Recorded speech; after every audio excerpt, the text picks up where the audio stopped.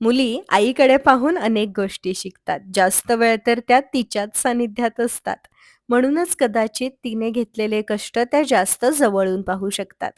घरातली, बाहेरची, मुलांची, नातेवाईकांची प्रत्येक जबाबदारी पार पाडत असताना आम्हा लहान मुलांसोबतच तिने तिचं शिक्षणही पूर्ण केलं. खूप मोठ्या गॅपनंतर शिक्षण पूर्ण करून नोकरीवरही ती रुजू झाली. अर्थात ते सोपं नव्हतं. त्यानंतर नोकरी, संसार, आता स्वतःचा व्यवसाय या सगळ्यात तिने स्वतःसाठी मनसोक्त कधी खरेदीच केली नाही. वडिलांच्या सततच्या बंदोबस्तांमुळे भार संसाराचा तिच्यावर जरा जास्तच होता, पण कधी त्याची तक्रार तिने केली नाही.